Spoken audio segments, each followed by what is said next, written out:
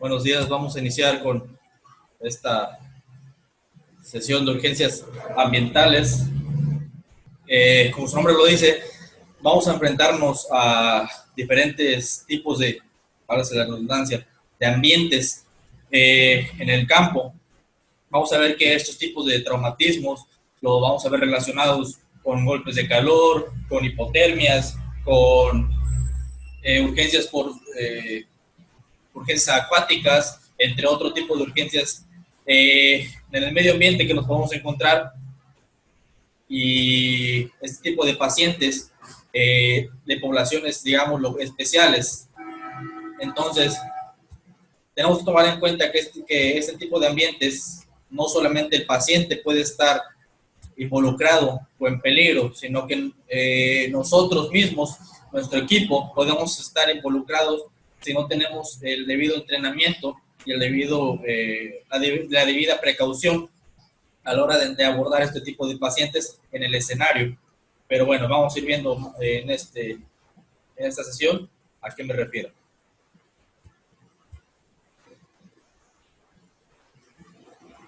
Vamos a definir los términos clave presentados en este capítulo, describir los procesos de pérdida de calor y producción del calor en el organismo. Ya lo vimos un poquito en la fisiología del organismo, en cómo se produce el calor y todo eso.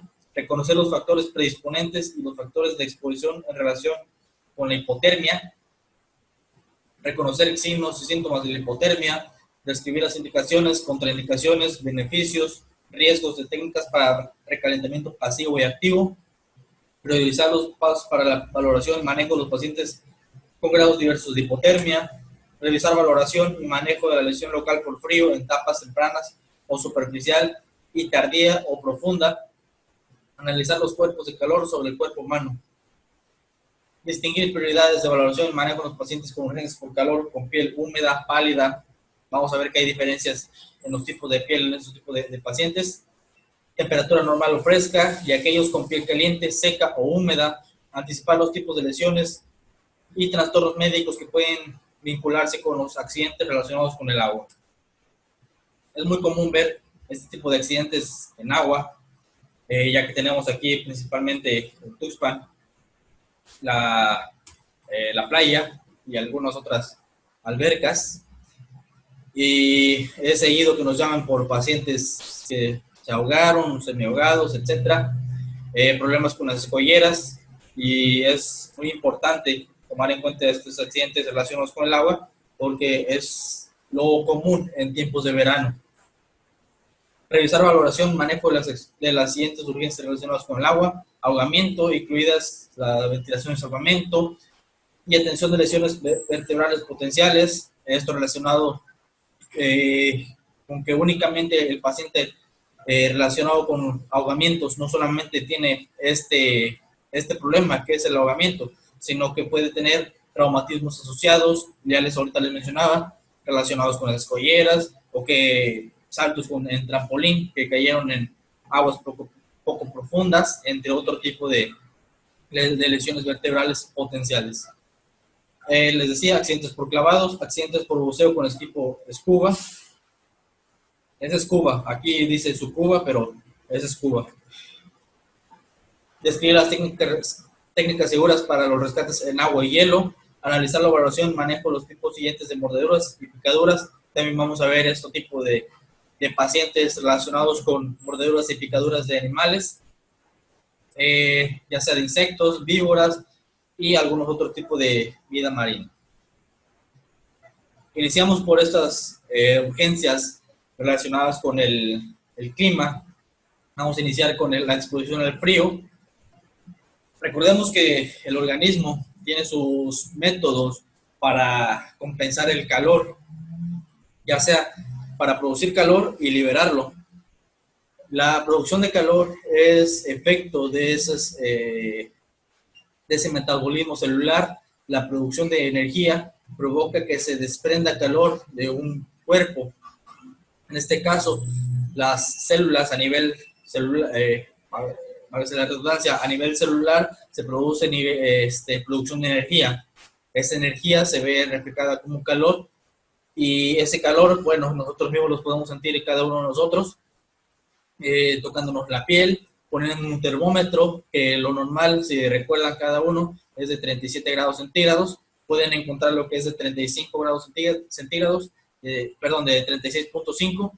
Entonces puede ir de 36.5 a 37 grados centígrados, lo normal, según la literatura donde lo vean.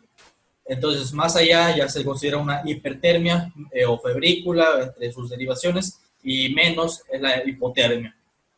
Entonces, les decía, tenemos mecanismos para producir calor, ya es el trabajo celular y todo eso. Pero también tenemos mecanismos para que este calor no se concentre tanto en el organismo, porque si no se despidiera este calor, sería perjudicial para la célula, se sobreexcitaría y entonces habría muerte celular. Entonces todo tiene que estar en una homeostasis o un equilibrio constante o casi constante.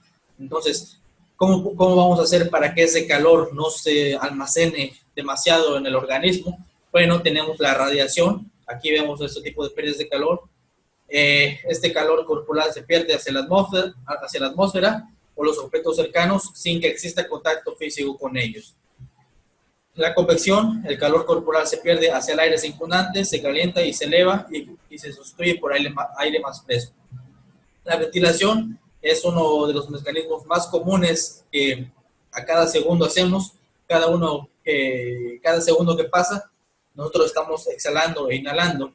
Aquí, como nos menciona, el calor se pierde por la exhalación del aire caliente y la inhalación del aire frío. Nosotros, a la hora de exhalar o sacar el aire, pues despedimos calor, también despedimos vapor, que esto lleva agua. Entonces, de esta manera, nosotros, por ejemplo, cuando vamos a hacer ejercicio, vamos corriendo, notamos que empezamos a exhalar más frecuentemente y a inhalar. Ese es un mecanismo tanto para hacer una buena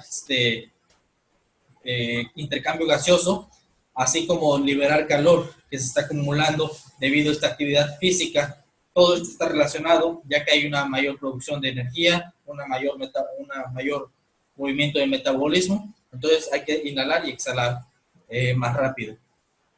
La evaporación también se ve, por ejemplo, en este mismo ejemplo.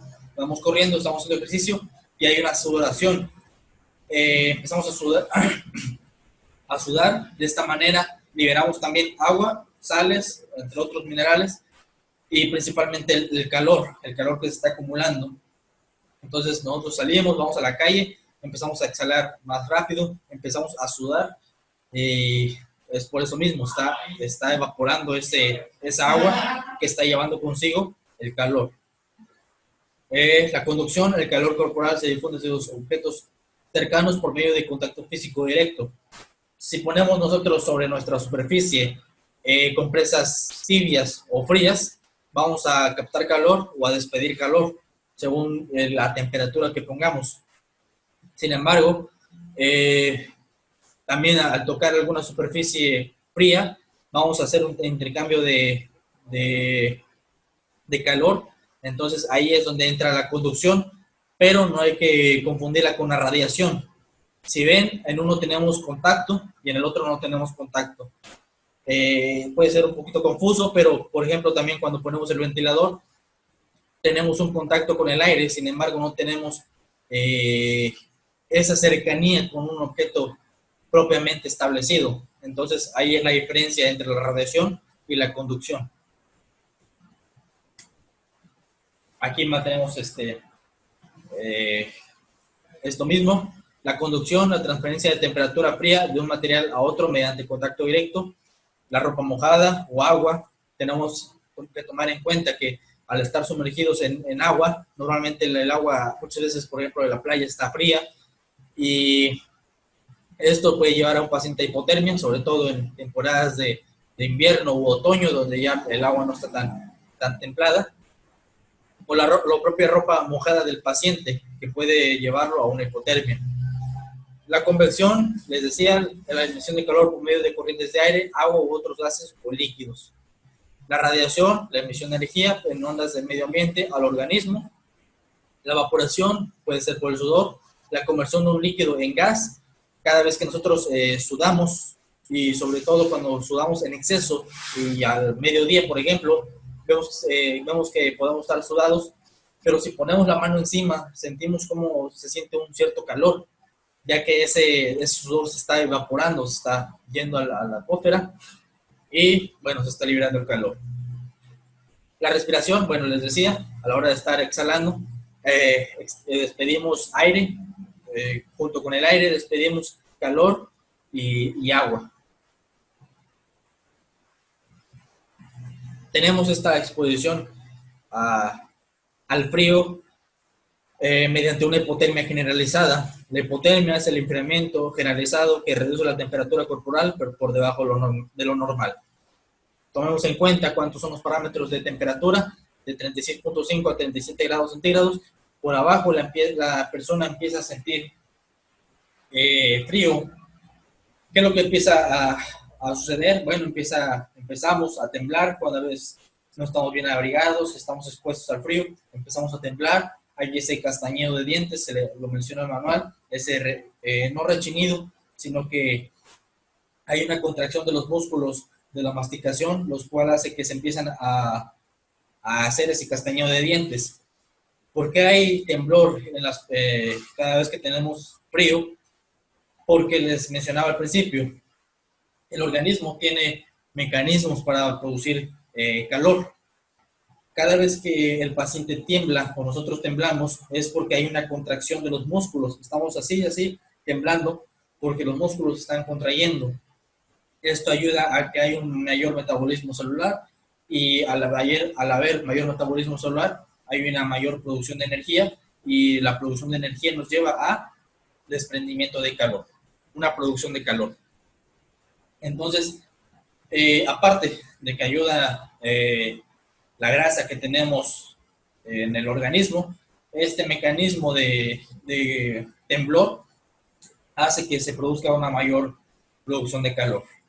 Entonces, factores predisponentes: ingestión de alcohol, enfermedad subyacente, sobredosificación o envenenamiento, traumatismos mayores, disminución de la temperatura ambiental.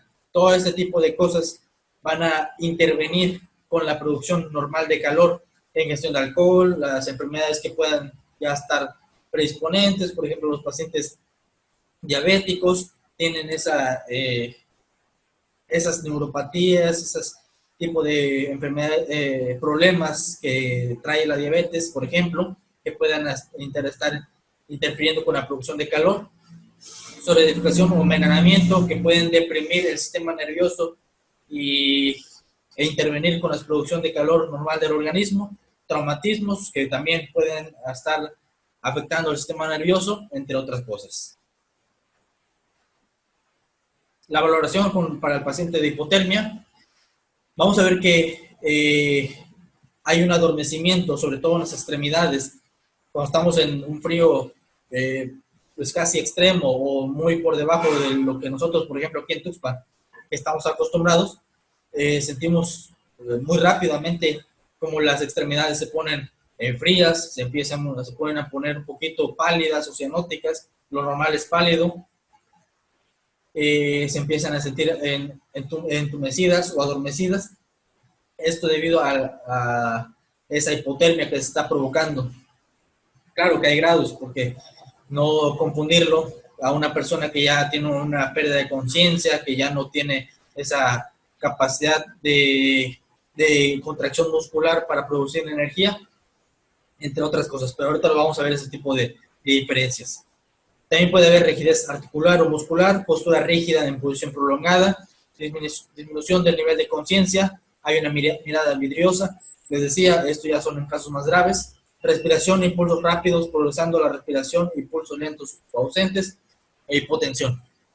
Todo esto está relacionado con la producción de energía que les mencionaba. Tomen muy en cuenta eso, la producción de energía para producir calor. ¿Por qué? Porque vamos a ver ahorita que esta producción se ve decrementada, se ve disminuida debido a esta hipotermia que va progresando. Por ejemplo, les decía, hay un adormecimiento o disminución de la pérdida de la sensibilidad al tacto, rigidez articular o muscular, Esto debido ¿a qué? A que las células, digamos que es como que se duermen con el frío y entonces no hay esa mayor producción de metabolismo celular y no hay esa contracción muscular.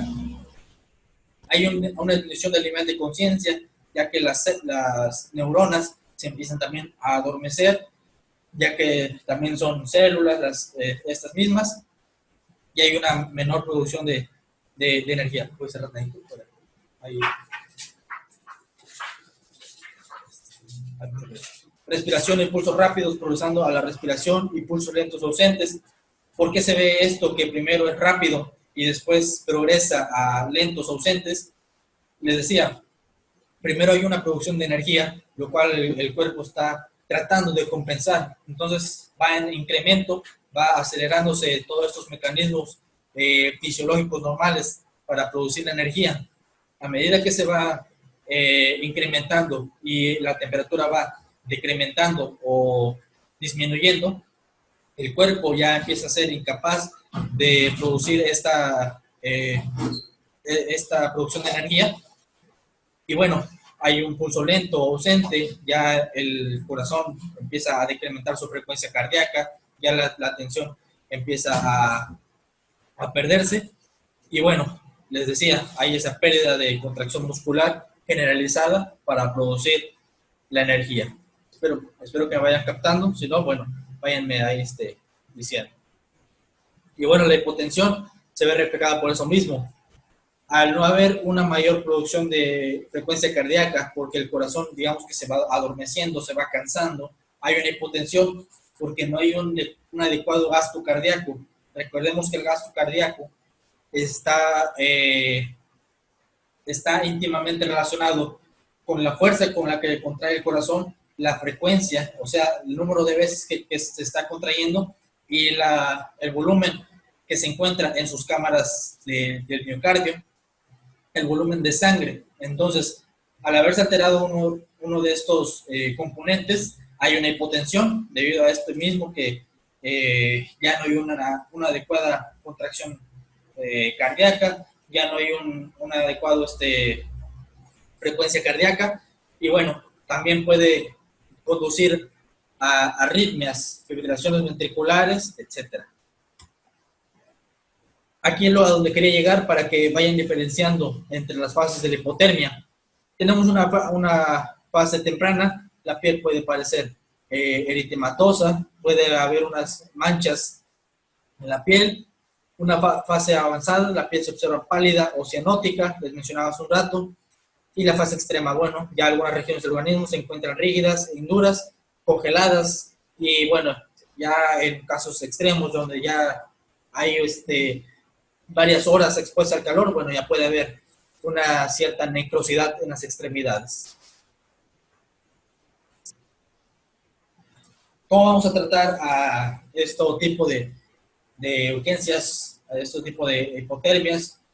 Tenemos un recalentamiento, o sea, aplicar calor pasivo o activo.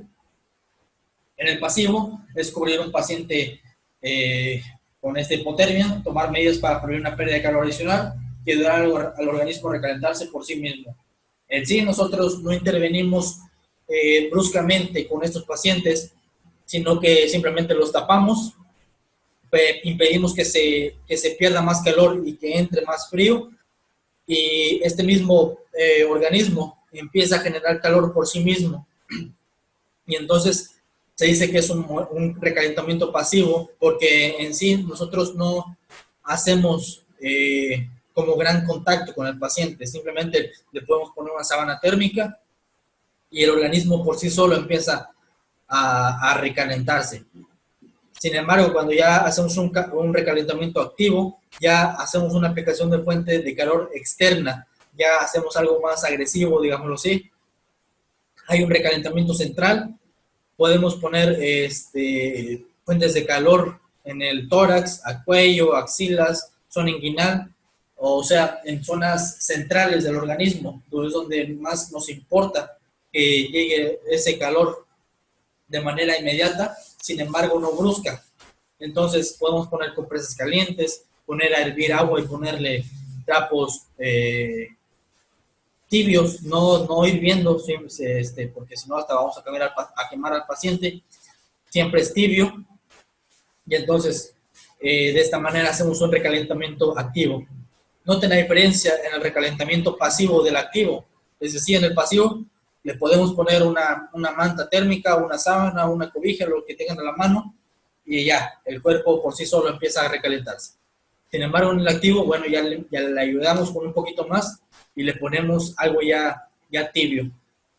No, les recuerdo, no caliente, no hirviendo. Tenemos que tomar en cuenta que tenemos pacientes hipotérmicos alerta, que están respondiendo de manera apropiada. Esos pacientes todavía podemos encontrarlos temblando, podemos encontrarlos con ese castañeo de dientes, ya que sus funciones para producir calor no están tan disminuidas, no están tan agravadas. Entonces el paciente está alerta, está respondiendo de manera apropiada, a lo mejor empieza a temblar debido a ese castañeo de dientes, pero nos está entendiendo a lo que le decimos y nos contesta adecuadamente.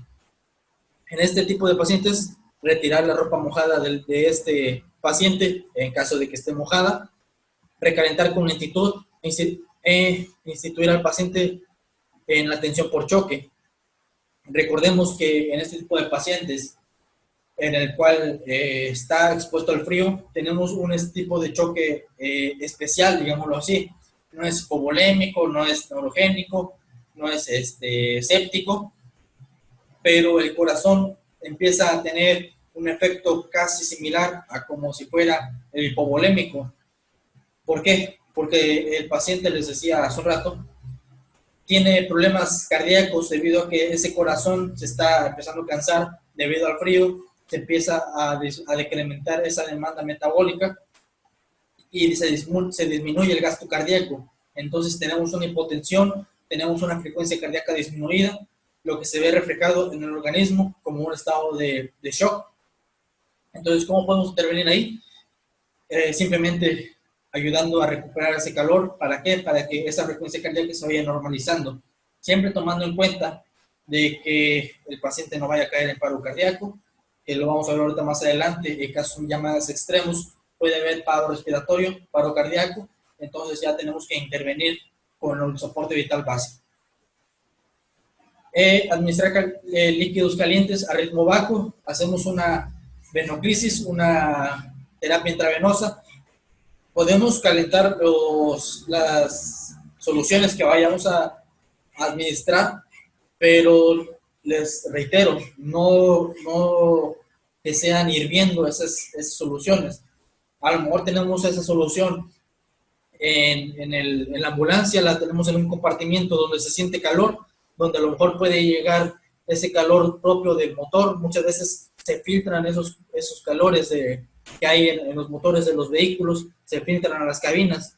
Ahí podemos poner las soluciones. No es que vayamos y ponemos la solución directamente al motor, sino que hay esa filtración de calor del motor a las cabinas, y entonces ahí podemos agarrar la solución, ponerla un ratito para que se tibie, y ya de ahí administrarlo al paciente. Si no, nosotros mismos nos la ponemos en axilas o donde tengamos nosotros calor, y podemos administrárselo al paciente, siempre y cuando el tiempo nos lo permita. No vamos a estar ahí esperando 5 o 10 minutos a estar calentando la solución para administrárselo al paciente.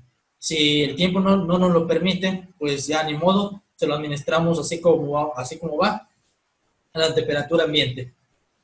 Entonces, ya una vez que, aquí no lo menciona, pero ya lo tenemos que saber por default, el ABC, ya administramos las soluciones y trasladamos al paciente siempre y cuando sea necesario. Vía aérea permeable, proveer oxígeno en concentración alta, pasando por modificación con agua caliente. Igual podemos usar ese humidificador que tenemos en los oxígenos. También podemos calentar esa agua y pasársela al paciente para que a la hora que esté inhalando se esté entrando vapor tibio, para que no esté entrando más aire frío al organismo. ¿A dónde va a ir parar ese vapor? A los pulmones. Entonces, lo mejor es que sea O2 tibio para que empiece a recalentarse de manera central o de manera interna también. Envolverlo con sábanas y trasladar al paciente. Eso ya es casi por default, eso de envolver al paciente con sábanas y trasladar. ¿Por qué? Bueno, pues, ¿qué hacemos nosotros cuando nos da frío? Pues vamos y nos tapamos. Entonces, es un poquito obvio lo que tenemos que hacer con este tipo de pacientes, en este sentido. Ahora tenemos al paciente inconsciente, sin signos vitales cuantificables. Puede que nosotros llegamos y tomamos el pulso central, pulso carotidio, y después de 45 segundos aproximadamente sentimos algún pulso, pero muy vago, 1 o 2 por ahí, sería muy raro. A lo mejor ya nos encontramos al paciente en paro cardiorrespiratorio. Entonces, si no existe el pulso, iniciar el RCP y el DEA. Es muy importante que iniciemos el RCP, pero que demos una desfibrilación. ¿Por qué? Porque el frío va a conducir al paciente a fibrilaciones ventriculares. Recordemos que tenemos las aurículas y los ventrículos. La fibrilación ventricular va a estar aquí abajo, ese ventrículo va a estar así, temblando de manera inadecuada. Entonces, podemos estar dando RCP con las manos, estar ventilando, o sea, dar un soporte vital básico con las manos y ventilaciones, pero si no damos desfibrilación temprana a ese paciente, jamás va a salir de paro cardíaco. Entonces, grábense muy bien esto. Encontramos un paciente con hipotermia y no damos desfibrilación temprana, el paciente difícilmente va a salir de paro cardíaco. Algo que tenemos que tomar muy en cuenta es que los pacientes con hipotermia, sobre todo hipotermia extrema que cayeron en paro cardiorrespiratorio, tienen mayor probabilidad de sobrevida porque ese mismo frío hace que se mantenga viable el corazón por más tiempo, a comparación de un paciente que cayó en paro a temperatura ambiente, a temperatura de 20 y tantos grados, 30 y tantos grados, por ejemplo aquí en Tuxpan, en temporadas de verano. ¿Por qué? Voy a poner un ejemplo muy burdo, a lo mejor. ¿Qué hacemos nosotros cuando queremos mantener la carne que compramos en el supermercado, en la carnicería? Vamos y lo ponemos en hielo, lo ponemos en el refri, lo ponemos en el congelador, y de esta manera no se apesta, digámoslo así, de una manera vulgar. ¿Por qué no pasa esto? Porque, bueno, no hay una entrada de bacterias, no hay una entrada de virus, esa carne no se contamina, y bueno, lo mantenemos en el frío. Ese frío hace que no se descomponga esa carne. Ahora traslademos esto al paciente. No es que el paciente se esté descomponiendo propiamente por virus o bacterias, sino que el calor hace que no se mantenga viable ese organismo, empiece a haber una descomposición temprana debido al calor. Entonces, el paciente con hipotermia que cayó en paro cardiorrespiratorio, en hipotermia extrema, ese frío hace que se mantenga su organismo.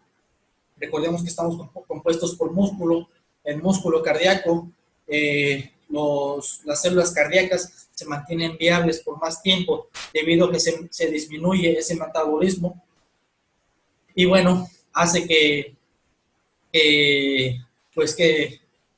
nosotros al llegar después de 10, 20, 30 minutos y que veamos que el paciente cayó en paro cardiorrespiratorio después de este tiempo, podamos darle RCP y que probablemente salga de paro cardiorrespiratorio, siempre y cuando demos también una desfibrilación temprana. Recordemos que la AJA nos menciona que después de 5 o 10 minutos, los pacientes tienen menor sobrevida, pero esto es trasladado a una temperatura ambiente, a una temperatura normal.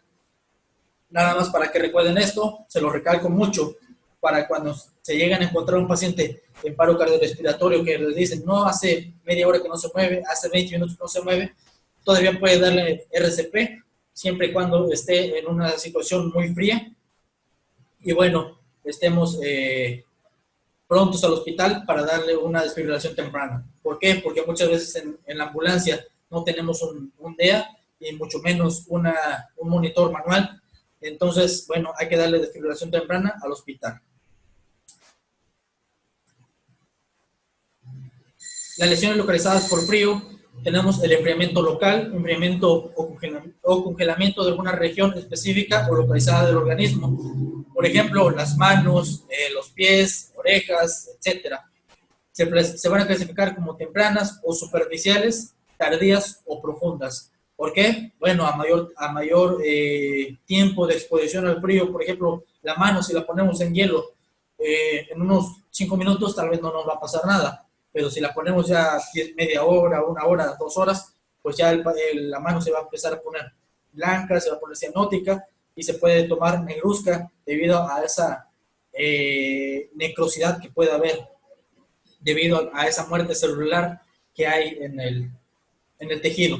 Pero bueno, las extremidades tienden a aguantar mayor tiempo debido a que hay menor metabolismo celular y estos tejidos aguantan mayor tiempo debido a ese mismo metabolismo de sus células, que son más resistentes a esa hipoxia que se produce debido al frío, o mejor dicho, a esa isquemia.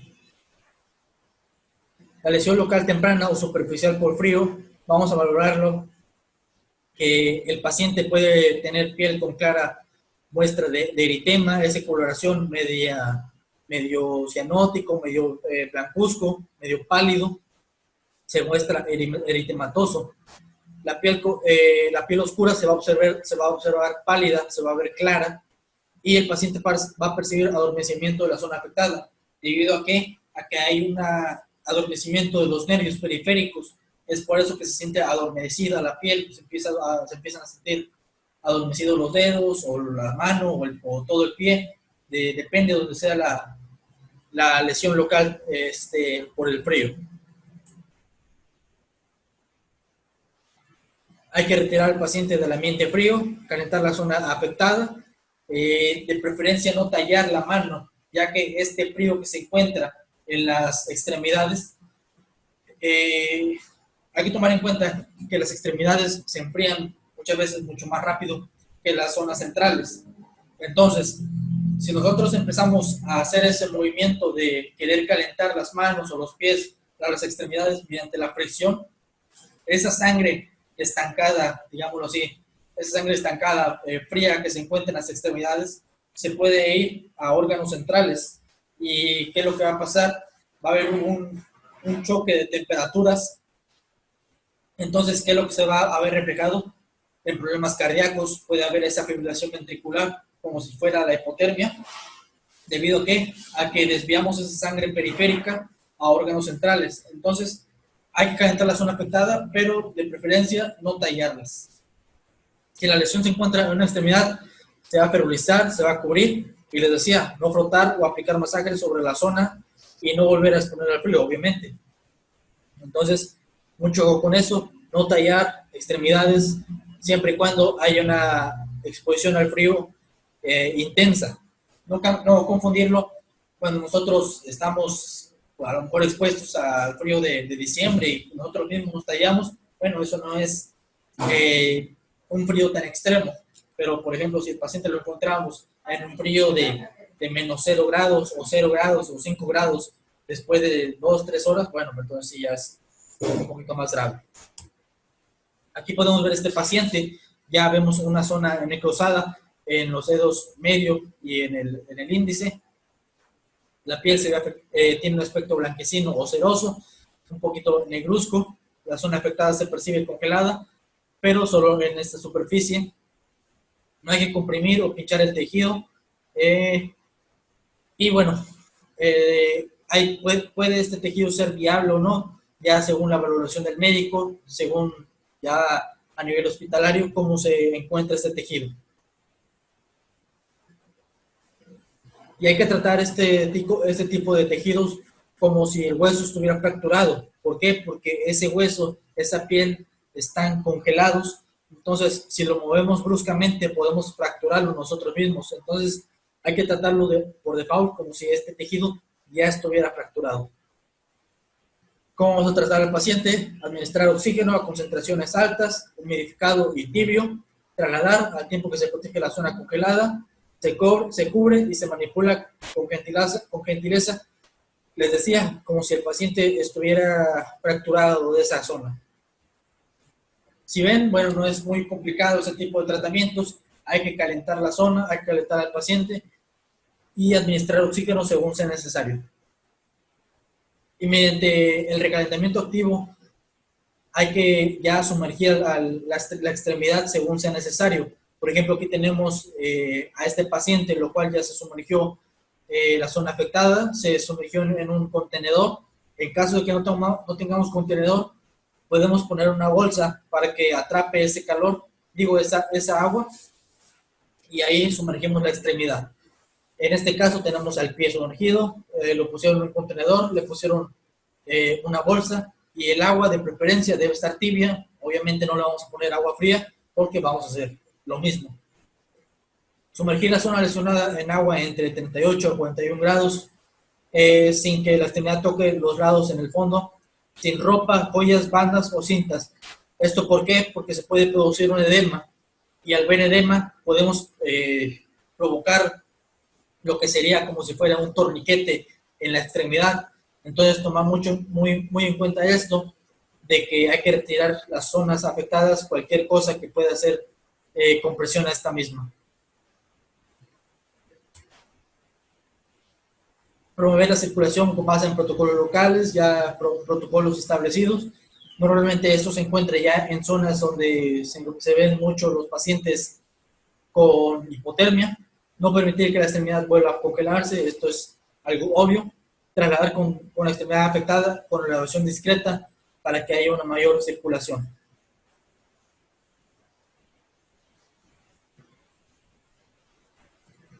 En este caso, ya pasamos a los efectos de calor sobre el organismo. Vamos a hacer una pausa para cortar el video y ahorita continuamos. Este tema. Todavía faltan varias diapositivas. Hablábamos de la hipotermia, la exposición al frío. Ahorita vamos a lo contrario, la exposición al calor.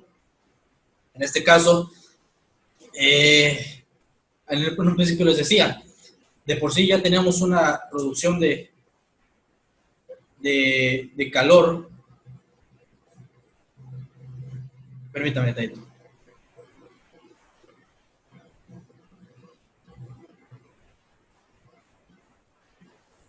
De por sí ya tenemos una exposición de calor, ¿no? Más bien producción de calor por nosotros mismos. Al agregarle más calor al organismo, este se va a incrementar. Entonces, esto puede llevar a un golpe de calor, a una insolación, si el paciente estuvo expuesto también al sol, entre otras cosas. Entonces, muy importante tomar esto en cuenta para cuando nosotros nos encontramos a un paciente que se encuentra haciendo ejercicio extenuante, entre otras cosas, y entonces voy a empezar a sospechar el horario, qué estuvo haciendo, su condición física, entre otras cosas, para tener un probable diagnóstico por un golpe de calor. Ahorita vamos a ver este tipo de signos y síntomas que vamos a encontrar en el paciente.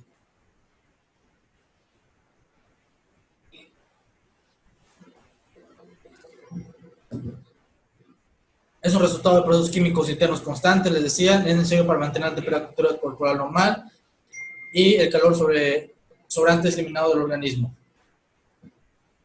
La hipertermia es la elevación de la temperatura corporal por encima de los límites normales. Recordemos cuál es la temperatura normal, ya se lo mencioné 2 veces, que amenaza la vida si es extrema. Les decía, en sí el cuerpo tiene una producción de metabolismo, tiene un metabolismo normal, lo cual va a ser una producción de calor, pero si este se ve incrementado, se ve sobreexcitado, puede llevar a una muerte celular debido a que este metabolismo es exagerado para la célula, no lo resiste y bueno, hay una muerte celular. Entonces, por eso la hipertermia así como la hipotermia, también es muy grave. Todo debe estar en un constante equilibrio, en un constante metabolismo celular, y si esto se ve alterado, bueno, puede haber muerte celular tanto por hipertermia como hipotermia. Los factores predisponentes, la edad, enfermedades, lesiones previas, les mencionaba, la termorregulación deficiente de los pacientes, entre otras cosas. El agotamiento por calor, o también muchas veces llamado o golpe de calor, es una sudoración intensa, a menudo va a consumir grandes volúmenes de agua, debido a que debido a que hay una mayor sudoración, una mayor liberación de calor, el cuerpo se empieza a deshidratar también. Recordemos que las formas de liberar agua, liberar calor, es mediante la sudoración y la expiración, entre otros tipos de cosas. Vamos a liberar agua mediante la orina, el sangrado, etc. Pero en este caso tenemos la liberación de agua mediante el sudor y la expiración. Entonces, una persona agotada por calor va a estar sudando mucho y va a estar expirando demasiado. Entonces, se va a estar liberando agua, se van a estar liberando minerales. Y esto, al haber salida, pero no haber entrada, bueno, el paciente tiene mucha sed y entonces, bueno, si él está consciente, va a estar consumiendo grandes volúmenes de agua. Sin embargo, muchas veces el agua tiende a no tener tantos minerales, a no estar con ese tipo de aguas que salen, que bajan sodio, bajan, etcétera, en minerales. Es agua insípida, agua sin nutrientes, digámoslo así, y el paciente empieza a tener desórdenes metabólicos, desórdenes de sodio, calcio, etcétera, desórdenes de potasio, y esto, bueno, al ser en formas extremas, puede causar ciertas arritmias. Pero bueno, esto ya es en algo muy extremo. ¿Qué es lo recomendable? Bueno, que el paciente consuma sueros. Estos sueros tienen sales, tienen estos minerales importantes para el paciente. Tienen ciertos iones, los cuales van a verse recuperados mediante la ingesta oral. Pero ahorita lo vamos a ver más a fondo. Los calambres por calor, mediante la pérdida de sales, les mencionaba, hay una pérdida de calcio, una pérdida de sodio, una pérdida de potasio, sobre todo para que haya una buena contracción muscular, para que haya un buen intercambio de corrientes eléctricas, corrientes nerviosas, mediante una conexión neuromuscular, o sea, mediante los nervios que van a conducir sensaciones a los músculos y que van a traer esas sensaciones. Entonces, debido a que se pierden sales o minerales por esta pérdida exhaustiva de agua, hay esos calambres por calor. La valoración, bueno, los calambres por general son las piernas, en el abdomen, donde hay músculos, sobre todo, en piernas, abdomen. También podemos tener en los brazos. Debilidad o agotamiento, mareos o periodos de desmayo, debido a que aquí hay una deshidratación también, y las neuronas, al haberse deshidratadas, pierden ese metabolismo normal, y pueden haber esos mareos, esos periodos de desmayo, hay síncope, lipotimia. La respiración rápida o superficial, debido a que esto mismo hay una deshidratación, hay una pérdida de líquidos, se ve reflejada como si fuera una hipovolemia, y se ve en un estado de shock. El pulso puede estar débil, la sudoración obviamente profusa, puede existir pérdida de estado de conciencia. Esto debido a que aquí hay una reacción en cadena. Hay mayor pérdida de agua, mayor pérdida de nutrientes, hay una hipovolemia, no hay una buena conexión neurológica, y bueno, todo este tipo de cosas que el paciente refiere al tener un agotamiento por calor. ¿Cuáles son los cuidados que le vamos a dar a este paciente? Como al igual que los pacientes con hipotermia, vamos a retirar al paciente a un ambiente fresco. Por ejemplo, si está en la calle, lo llevamos debajo de un árbol, si es posible, lo llevamos adentro de una casa, o lo podemos llevar a la ambulancia, siempre y cuando la ambulancia tenga una buena ventilación. Si es posible que tenga aire acondicionado, mucho mejor, pero bueno, muchas veces la ambulancia tiene ese tipo de cosas y está más caliente que afuera. Entonces, hay que adaptarnos al escenario que nos encontremos. El O2 u oxígeno mediante mascarilla de no relación a 15 litros por minuto, siempre y cuando sea necesario. Aflojar o retirar la ropa para enfriar al paciente con aplicación de aire. Muchas veces el paciente tiene camisas, sobre todo los pacientes que trabajan en el campo, que tienen camisas de manga larga, muy ajustadas, pantalones de mezclilla, botas, sombrero, etcétera. Hay que aflojar la camisa, el pantalón, debido a que puede estar colectando o concentrando una mayor cantidad de calor, y bueno, hay que hacer que respire ese organismo. Si no hay pérdida de estado mental, se le pide que beba sorbos de agua tibia. ¿Por qué tibia? Puede ser contradictorio, porque el agua tibia va a evaporar ese calor. Igual, en una literatura que encontré por ahí, se puede recomendar poner compresas tibias sobre el torso del paciente. Esto debido a que el calor va a hacer que se evapore el calor que ya está existente. Sin embargo, podemos acomodar esto en otro tipo de estrategia, que es poner compresas frías debajo de axilas, ingle, cuello, espalda, y agregarle esta compresa tibia. ¿Para qué? Para que se libere ese calor ya existente. Pero bueno, según cómo se nos presente el escenario. Muchas veces no tenemos acceso a agua fría, no tenemos acceso a agua caliente, pues ya como se nos presenta. Pero esto es lo ideal. Si se presentan calambres, aplicar toallas húmedas sobre los músculos afectados y trasladar al paciente.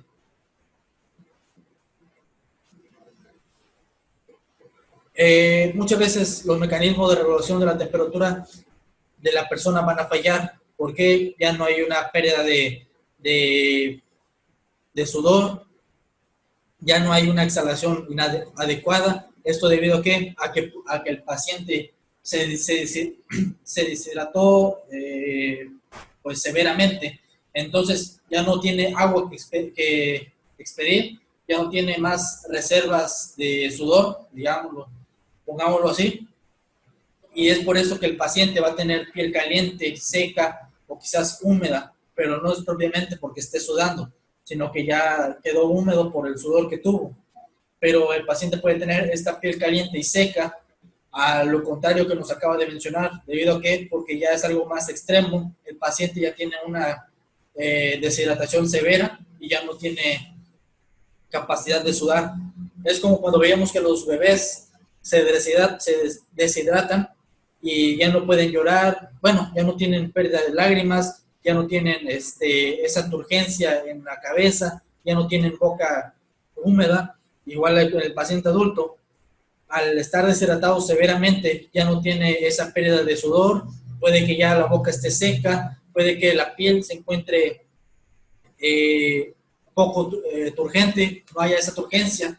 ¿Qué es la turgencia? Cada vez que nosotros pinchamos o picamos nuestra piel, vemos que regresa a la normalidad.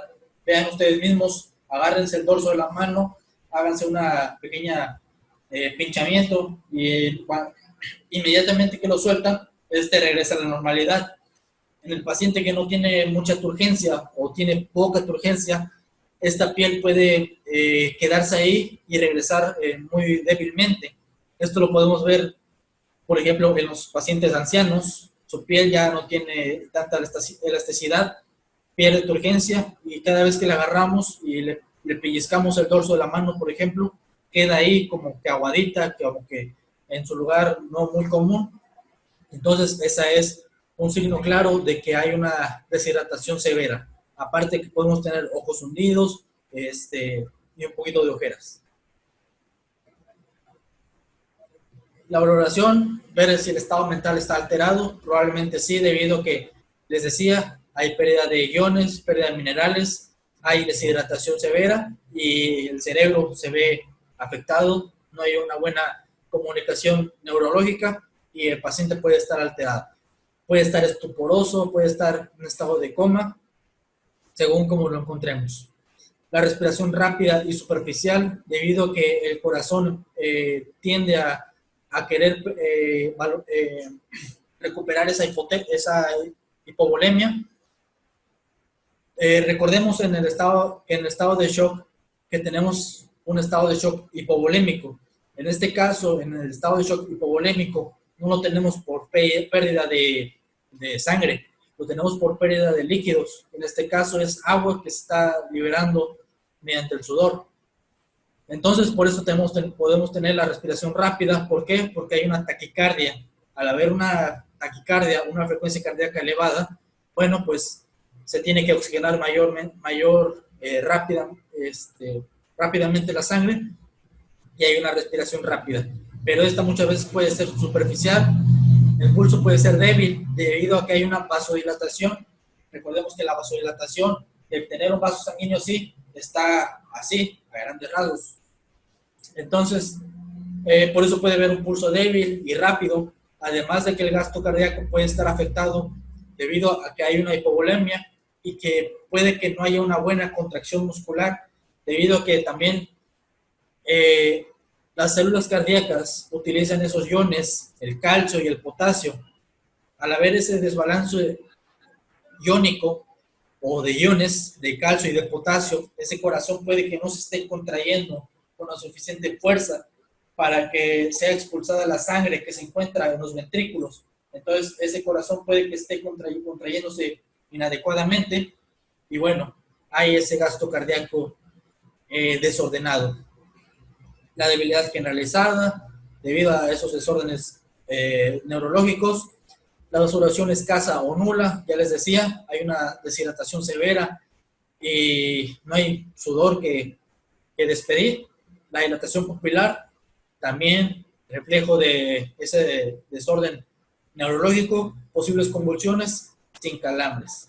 Las convulsiones también, les reitero, debido a esos desórdenes neurológicos. Los cuidados, retirarlos a un ambiente fresco, retirarle la ropa, el ABC, como todo paciente, vía aérea, buena ventilación, 15 litros por minuto de oxígeno si es necesario y trasladar al paciente. Pasamos ahora a las urgencias relacionadas con el agua, pues, relacionadas con la inmersión o sumersión. Hay que tomar en cuenta que no todos tenemos la capacidad o esa capacitación para hacer un rescate en agua. Ahorita en el Cruz Roja han salido muchos cursos de rescate en aguas rápidas, aguas en albercas, balnearios, y es muy importante tener conocimiento en ese tipo de capacitaciones para que en caso de que a lo mejor nosotros nos encontremos en una alberca, nos encontremos en un río, si tenemos la habilidad para hacerlo y el equipo necesario, pues lo podemos hacer. Si no, bueno, pues no lo hacemos. Aquí nos menciona, de hecho, no debe intentarse un rescate en el que deba ingresarse a aguas profundas o nadar, a menos que se haya recibido entrenamiento para hacerlo y quien lo haga sea un muy buen nadador. Y bueno, que tengamos el equipo necesario, porque, por ejemplo, nosotros podemos ser técnicos de emergencias médicas ya calificados, ya certificados. Vamos en la calle y nos encontramos un paciente víctima de un choque, de un atropellamiento, etcétera, pero puede que ni siquiera llevemos guantes. Entonces, podemos estar capacitados en hacer ciertas cosas, pero si no tenemos el equipo necesario, mínimo unos guantes, yo, por ejemplo, no me acercaría a tocar a un paciente sin guantes porque no sé qué contaminación pudiera tener esa sangre que pudiera estar expuesta. Igual, las urgencias relacionadas con el agua. Yo puedo ser un buen nadador, un excelente rescatista, pero si no tengo el equipo necesario, me pueden ahogar a mí junto con el paciente. Pero bueno, esto ya según sea el escenario que se nos presente. Si es un familiar, muchas veces la adrenalina nos gana y podemos ir a actuar sin que tengamos la capacitación adecuada o el equipo necesario. Pero bueno, hay que tomar siempre la seguridad de nosotros y de nuestro equipo. La valoración, reconocer si hay una obstrucción de la vía aérea, sobre todo con agua, si hay paro cardíaco, que es muy probable, lesiones en la cabeza y el cuello, al principio les mencionaba no solamente vamos a encontrarnos un paciente ahogado, sino que vamos a encontrarnos un paciente con un traumatismo asociado, ya sea craneoencefálico o raquimedular. Puede haber lesiones internas, fracturas costales, contusiones pulmonares, lesiones a grandes vasos, lesiones en órganos abdominales, etcétera, todo lo que ya vimos anteriormente. Enfriamiento generalizado o hipotermia, consumo de sustancias y ahogamiento. También hay que recordar que al paciente que tiene una inmersión en el agua, muchas veces esa agua está fría, no sabemos a qué temperatura puede estar y puede haber un enfriamiento generalizado o hipotermia. A eso se refiere este punto. Consumo de sustancias, muchas veces las personas alcoholizadas o en estado de consumo de drogas son un poquito necias y se meten al agua. Y es muy común que el paciente alcoholizado se empiece a tener problemas relacionados con la inmersión y que pueda estar, lamentablemente se puede ahogar. El ahogamiento, según la OMS, en el 2002, es el proceso de sufrir dificultades respiratorias por sumersión o inmersión en un líquido, con resultados que se clasifican en muerte, morbilidad y no morbilidad. Hay que prestar mucha atención en esta definición. De hecho, yo ya la verdad no la tenía muy clara hasta que leí el nuevo manual, que dice que son dificultades respiratorias por sumersión, inmersión en un líquido, y nos menciona aquí en el líquido. Muchas veces nosotros decimos que nos ahogamos con cosas sólidas, y bueno, ese ya sería un atragantamiento, a diferencia con el ahogamiento, que es con el líquido, que es un poquito diferente. Pero bueno, para que tengan claro esas definiciones. Esto fue adoptado por la American Heart Association, la AHA, lo cual también lo menciona así como ahogamiento. El casi ahogamiento ya no se ha utilizado. Lo que se le conocía como que un paciente se veía inmerso en el agua y se sacaba. Es un casi ahogamiento, se le decía, o un semi-ahogado. Esto ya es obsoleto, ya no se usa. Otro punto importante, el 10% de las personas se mueren por aumento, lo hacen tan solo por la falta de aire. Puede ser casi obvio, pero podemos tener también traumatismos asociados. Los pacientes que se ahogan en agua fría a menos 21 grados centígrados pueden reanimarse después de 30 minutos o más en paro cardíaco. Les decía hace un ratito que la hipotermia ayuda a que ese organismo se mantenga viable por mayor tiempo. Entonces, a los pacientes que nos refieren que se ahogó y vemos que a lo mejor estamos en invierno o en otoño y el agua puede estar fría, podemos darle una receta al paciente mayor a 10 minutos, 20, 30 minutos y puede que lo saquemos del paro cardiorrespiratorio. No confundir con el paciente que a lo mejor ya lleva horas o días ahí, y bueno, ese ya es también ya muy poco probable que podamos hacer algo de provecho. El traslado no hay que postergarse, no hay que mantenernos en la situación o en el escenario. Iniciar ventilación de salvamento siempre que sea viable dentro del agua, siempre que estemos nosotros seguros de hacerlo también en el agua. Y mucho ojo de no introducir más agua en los pulmones al paciente. Puede haber una resistencia en la vía aérea debido a que hay mucha agua en la vía aérea, tanto inferior como superior. Hay que ventilar con más fuerza y el paciente con los pulmones casi siempre va a tener agua en el estómago. Aquí hay una maniobra que podemos realizar en la región epigástrica del paciente. Esto se hace moviendo al paciente en decúbito lateral, poniendo una mano sobre su región epigastrial. Recordemos cuál es la región epigastrial, lo que vulgarmente se conoce como boca del estómago, y hacemos una presión fuerte. Esto debido a que al hacer esa presión sobre el estómago hace que se despida el agua mediante el esófago y bueno, salga de la cavidad oral. Entonces, esa es una maniobra que podemos hacer para despedir esa distensión gástrica debido al agua que se encuentra en el estómago. y que nos está impidiendo una buena ventilación con BVM. Entonces, siempre que encontremos una restricción de la ventilación con BVM, debido a que vemos una distensión gástrica, debido a que el paciente tragó agua, hacemos esa maniobra. Si no sentimos esa restricción de ventilación con BVM, de preferencia no hacerlo porque podemos causar mayor daño. Podemos tener espasmos en la vía aérea o edema de laringe o tráquea debido a este mismo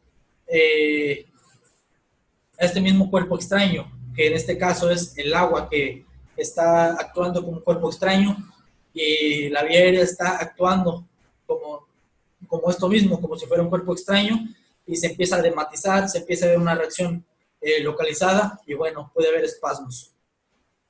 Si es necesario, iniciar compresiones torácicas. Pero bueno, va a ser muy necesario casi el 99% de los pacientes. Siempre tomando en cuenta la seguridad de la cena, el ABC, implicar ventilación de salvamento, según sea necesario, 5 o 6 segundos. Recordemos, una ventilación, proporcionar atención de choque, por estado de choque, continuar las medidas de reanimación durante el traslado, mantener calor corporal y complementar una evaluación secundaria y colocar en el cúbito lateral para drenar líquidos. También tomar en cuenta en hacer la maniobra de compresión de la zona epigastrial. Les decía, ¿por qué en el cúbito lateral? Porque a la hora de que nosotros comprimamos el epigastrio va a salir el agua, y si lo ponemos en decúbito supino, el agua se puede ir a los pulmones y bueno, va a ser contraproducente. Entonces, por eso se pone en decúbito lateral para que el agua drene hacia un lado. Los accidentes por clavados en aguas bajas, muchas veces los pacientes tienden a ser clavados en los chapoteaderos y bueno, el paciente cae de cabeza, tiene una lesión raquimedular y esto ya se traduce en una urgencia o traumatismo craneoencefálico o raquimedular según sea necesario. Esto ya se trata, como lo vimos o lo van a ver, no sé si ya lo vieron, en lesiones por traumatismo craneoencefálico y lesiones en médula espinal. Los accidentes por buceo en equipo scuba, muchas veces las personas son muy dadas a bucear cuando no tienen esa capacitación adecuada. Y bueno, pueden tener lesiones por este tipo de acciones por buceo con equipo de scuba. Podemos tener una descompresión o enfermedad por descompresión, que les decía, muchas personas inexpertas tienden a hacer buceo en aguas profundas. ¿Qué es lo que pasa cuando se bucea en aguas profundas? Hay una diferencia de presiones. En aguas profundas hay una mayor presión. Entonces, el paciente al ascender a mayor altitud del agua, se tienden a formar, a desprender ese hidrógeno que se encuentra en la sangre, se empiezan a hacer émbolos gaseosos, los cuales se pueden alojar tanto en la sangre como en los músculos. Eso tiende a ser doloroso y bueno, al haber émbolos gaseosos se pueden ir al cerebro, al corazón, a los pulmones, etcétera, debido a que este émbolo viaja por todo el torrente sanguíneo y bueno, ya sabemos lo que puede causar una embolia tanto pulmonar, cerebral o cardíaca. Es nitrógeno, creo que mencioné hidrógeno, me confundí, mencioné mal el nombre, es nitrógeno. El dolor profundo en los músculos o articulaciones debido a que este nitrógeno gaseoso se queda en estos mismos, máculas pruriginosas o moteado en la piel tipo herpetiforme, o sea, hay esas manchas entre blancas, rojas, roseadas, que pueden seguir el trayecto de un nervio periférico, debido a que se pueden alojar ahí esos gases. Puede haber hipoestesia o parálisis de los extremidades superiores o inferiores, el paciente puede referir sofocación debido a que puede haber una embolia pulmonar, puede haber respiración laboriosa por esto mismo, dolor torácico y cefalea y la inconsciencia, según donde se haya alojado este émbolo. La embolia gaseosa, les decía, una burbuja de aire en el torrente sanguíneo, la cual puede viajar a cualquier tejido, ya sea pulmones, tejido cerebral o cardíaco. Los síntomas: hay una visión doble o pérdida de la parte de la visión, puede haber dolor torácico similar al que se encuentra en un síndrome coronario, adormecimiento u hormigueo en las extremidades, debilidad generalizada o localizada, posible parálisis, sangre espumosa en boca o nariz. Esta sangre espumosa muchas veces es característica que puede ser rosada, entre rosada y grisácea, debido a que hay un edema pulmonar. Este edema pulmonar produce este tipo de sangre espumosa que sale por sangre y nariz, y bueno, este es un signo clínico que podemos guiarnos para sospechar de un edema, de una embolia pulmonar. Puede haber convulsiones, enfisema subcutáneo. Este enfisema subcutáneo son burbujas debajo de la piel, esas burbujas que se formaron mediante el nitrógeno. Estas se pueden oprimir y se siente como si apretaras esas burbujitas que vienen en los paquetes, esas que muchas veces las personas truenan, así se sienten estas burbujas debajo de la piel. ¿Cómo vamos a valorar a este paciente? Que tenga una vía permeable, que tenga una buena ventilación, una mascarilla de no regulación a 15 litros por minuto, inmovilizar articulaciones y trasladar al paciente. Mucho cuidado con inmovilizar las articulaciones, ya que al tener estas burbujas de nitrógeno atoradas, siente mucho dolor el paciente, tanto en las articulaciones como en los músculos. Contactar a la dirección médica para recibir instrucciones específicas de dónde trasladar al paciente, ya que debe de trasladarse a una cámara hiperbárica y descomprimirse a estos pacientes. Mantener al paciente caliente, colocar en posición supina o en decúbito lateral. Ahora pasamos a las mordeduras y picaduras por insectos o también reptiles, como son las arañas, las víboras, etc. El veneno se traduce como líquido o esta sustancia que producen estos animales, los cuales pueden hacer o causar daño al organismo. Estos pueden ser inyectados y pueden producir toxinas en el organismo, los cuales van a causar una reacción como inmunitaria en este mismo, y bueno, es como lo que ya vimos en clases pasadas. Puede haber una hipersensibilidad y puede producir un choque anafiláctico. Hay que diferenciar en el choque anafiláctico lo que va a hacer en el organismo a lo que va a hacer propiamente en el veneno. El veneno puede ser neurotóxico o hemotóxico. ¿A qué se refiere esto? Puede interferir con las reacciones neurológicas o puede interferir con los factores de coagulación. Puede que la sangre se coagule o puede que esta se disuelva debido a que hay una intervención con los factores de coagulación. Entonces, esto es lo que puede producir propiamente el veneno. Sin embargo, a diferencia de esto, podemos tener un choque anafiláctico, que esto lo podemos ver más comúnmente en las personas, por ejemplo, que son picados con la abeja, que la abeja les pica, y este veneno no causa por sí mismo una reacción de veneno, digámoslo así, sino que causa una reacción anafiláctica. A diferencia de lo que puede causar el veneno, la reacción anafiláctica ya lo veíamos en el estado de shock anafiláctico. Puede haber una vasodilatación generalizada, una taquicardia, puede haber un edema en la vía aérea, puede haber una hiperventilación, etc. Si ven la diferencia en el choque anafiláctico, causa más a nivel sistémico, a niveles vasculares, a niveles cardiológicos, y en el veneno va a causar más propiamente en los nervios o en la sangre. Las toxinas es sustancias producidas por animales o plantas que afectan la parte externa del organismo.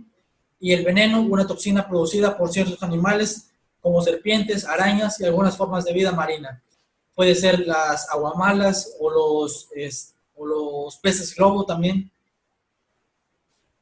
¿Cómo vamos a valorar a estos pacientes? Principalmente pueden tener un estado mental alterado, puede haber marcas de punción, revisar dedos, antebrazos y piernas.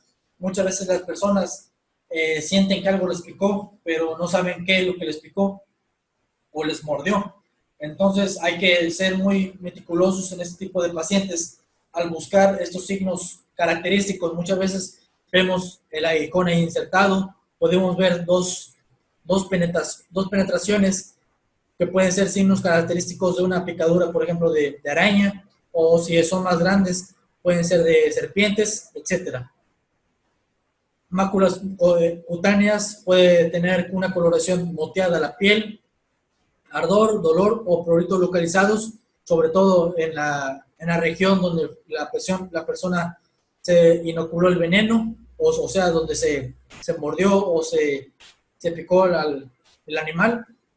Adormecimiento de la extremidad o parte corporal, puede haber eritema, aumento de volumen, o sea, edema o formación de ámpulas. El paciente puede referir dificultad para respirar debido a que puede haber un efecto cardiológico, anomalías de la frecuencia del pulso, ya que puede haber una vasodilatación, cefalea y mareo, fiebre, náuseas y vómito, calambres, sensación de opresión torácica, dolor articular, salivación excesiva, sudoración profusa y anafilaxia en caso de que el paciente sea alérgico a este tipo de venenos. Vamos a iniciar a reanudar esta parte ya para terminar. Veíamos la valoración de mordeduras y picaduras. La persona puede referir dificultad para respirar, anomalías de la frecuencia del pulso, puede haber cefalea y mareo, fiebre, náusea y vómito, calambres, sensación de presión torácica, dolor articular, salivación excesiva, sudoración profusa y anafilaxia. ¿Cómo vamos a tratar a este paciente? Los cuidados de urgencia. Bueno, también hay que instituir el tratamiento para el choque, aun si no se presentan los signos. Es muy probable que el paciente empiece a entrar en estado de shock. Llamar a la dirección médica y que nos oriente a dónde trasladar al paciente, ya que según la picadura o mordedura que haya sufrido el paciente, es un tratamiento específico. ¿Por qué? Porque hay antiviperinos para ciertas especies de víboras, así como a ciertos antídotos para alacranes, ciertos antídotos para arañas, aracnín, entre otros. Entonces es muy importante ver qué especie fue la que mordió al paciente, si tomar mucho en cuenta ciertos factores predisponentes, el peso del paciente, la edad, la cantidad inoculada de veneno, si solamente fue una picadura o una mordedura o fueron múltiples, el tamaño del animal, entre otras cosas. Sobre todo la especie. Hay especies que ni siquiera son venenosas y bueno, lo que el paciente tiene es una crisis de ansiedad porque piensa que puede ser venenosa. Retirar el aguijón o el saco de veneno, la recomendación es que se raspe con una tarjeta, ya que se dice que si se pinza con unas pinzas se va a exprimir el veneno. Sin embargo, hay otro apartado que nos menciona el manual, que este veneno este aguijón es muy duro. Entonces, si nosotros lo pinzamos con unas pinzas, se dice que no es capaz de romperse. Entonces, no se libera mayor cantidad de veneno. Sin embargo, bueno, lo recomendable en y en muchas literaturas es que se raspe el aguijón con una tarjeta y se retire. Pero bueno, en caso de que no tengamos una tarjeta, hacerlo con unas pinzas en caso de ser necesario.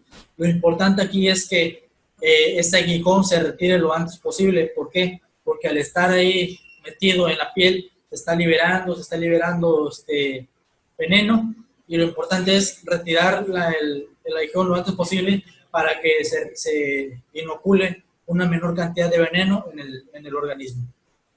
Retirar joyas de la extremidad, ya que esta muy probablemente va a causar un edema. Entonces, si se tienen joyas en la extremidad, pulseras o lo que sea, pues se va a causar lo que haría un torniquete, se va a constreñir esa parte. Mantener la extremidad del paciente inmovilizados para impedir la distribución del veneno hacia otras regiones del organismo. Es muy importante calmar a estos pacientes, ya que van a estar ansiosos, van a estar en amplio movimiento. ¿Y qué es lo que pasa con estos pacientes? Pues nosotros, al hacer mayor movimiento, hay una mayor cantidad de esfuerzo, hay una incremento de la frecuencia cardíaca, la frecuencia respiratoria. Al haber un aumento de la frecuencia cardíaca, se mueve mayor cantidad de sangre o más rápido esa cantidad de sangre. Entonces, es por eso que hay que calmar al paciente, porque si hacemos que esté calmado, hacemos que la frecuencia cardíaca se disminuya un poquito más o se mantenga en lo normal, entonces esa sangre se va a mover en menor rapidez en el torrente sanguíneo, y ese veneno que se está distribuyendo por el torrente sanguíneo, pues se va a distribuir menos rápido en todo el organismo. Entonces, es ahí lo importante de por qué calmar al paciente que fue picado o mordido por algún animal venenoso. Sobre todo la extremidad, si la estamos viendo, pues se distribuye mayor rápidamente este veneno.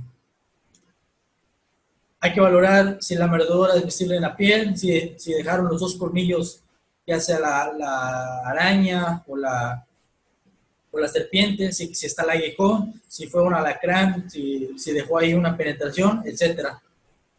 Dolor, aumento en la zona de la mordedura, pulso rápido y respiración laboriosa. Puede haber problemas visuales, visión oscurecida o borrosa, esto debido al efecto neurotóxico que pueden causar ciertos venenos. La náuseas y el vómito, puede haber convulsiones, somnolencia o inconsciencia. Los cuidados: llamar a la dirección médica para disponer de un suero antiviperino. En caso de que esté disponible, tratar el estado de choque y conservar el calor corporal, ya que va a haber una pérdida de calor. Localizar las marcas de los colmillos, retirar cualquier elemento que constriña la extremidad mordida. Les decía, puede haber un edema localizado y se puede constreñir esa parte. Mantener inmovilizada la extremidad mordida y trasladar al paciente. Algo que podemos hacer también es poner un torniquete a los lados, aproximadamente 5 centímetros de distancia entre la mordedura. Esto para hacer que este veneno se mantenga en la zona, pero este torniquete no tiene que ser tan apretado, tiene que ser lo suficientemente justo como para que podamos pasar un dedo en medio de entonces tiene que estar justo, pero no tan apretado. No colocar una bolsa de hielo o paquete frío sobre la mordedura, ya que podemos causar daño, a menos que un médico o protocolos locales lo indiquen o que sea necesario. No incidir el punto de la mordedura o succionar ni comprimirlo, ya que podemos infectarlo, y aparte muchas veces es inútil hacer ese tipo de cosas. Aparte de succionarlo, nosotros mismos nos podemos tragar el veneno. Hay que hacer un aspirador de veneno, un extractor de veneno, ya que el veneno que se encuentra en la zona podemos retirarlo muy poco. Sin embargo, ese poco es lo que nos puede servir para que haya una menor cantidad de veneno inoculado en el torrente sanguíneo. Entonces, sí es muy importante usar ese extractor de veneno. Un vendaje compresivo para movilizar con una venda elástica para que el flujo de líquido linfático no de la sangre. O sea, es lo que les mencionaba. Podemos hacer un torniquete en la zona para que esa cantidad de veneno inoculado se encuentre en la zona únicamente y no pase a todo el torrente sanguíneo. Pero lo que queremos hacer es que este flujo se restrinja principalmente al líquido linfático, no tanto de la sangre. Hay que tomar mucho en cuenta esto, ya que es más importante que no se mueva mediante la linfa, que es donde va a ser mayor efecto, que en la sangre. Algunos envenenamientos por formas de vida marina son principalmente por ingesta, algunas veces por picadura, ya sea por aguamala o mantarrayas, que también tienen un aguijón muy potente y que puede llegar a ser mortal en ciertos pacientes. Y les decía, los peces globo, los cuales principalmente en China son donde mayormente se consumen. Estos tienen que ser preparados adecuadamente para que sean consumidos, ya que si no se preparan adecuadamente pueden llevar el veneno y pues ser tóxico para el paciente. Les decía, puede ser por ingesta, hay que vigilar si hay vómito, convulsiones y paro respiratorio. En caso de que se presente, hay que hacer una ventilación de salvamento. Picaduras o heridas punzantes por seres acuáticos. Igual hay que vigilar si hay dolor, reacciones alérgicas y choque anafiláctico si se presenta.